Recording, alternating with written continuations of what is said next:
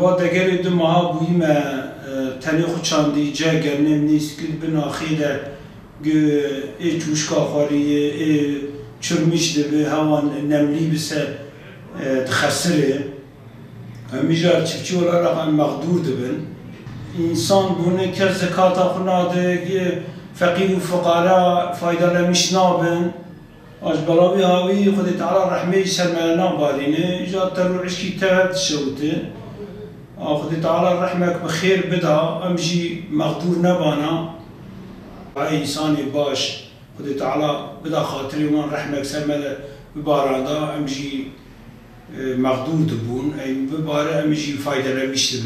Bu yıl yaşanan kuraklıklar gördüğünüz gibi gözler önünde. 2 ay önce ektiğimiz buğday yağmur olmadığından dolayı bir kısmı kuşlar tarafından yenildi. Toprağın altındaki tohum da çürümüş halde. Hepimiz mağduruz. Yani Viranşehir halkı olarak özellikle yani çiftçileri olarak mağdur durumdayız. Mağduriyetimiz de yağmayan bereket, rahmetten dolayı. İşte bizim tek umudumuz bir an önce Rabbimin yağmur yağdırmasıdır. 2007 yılından beri ben barajda görevliyim. Park alanına bakıyorum.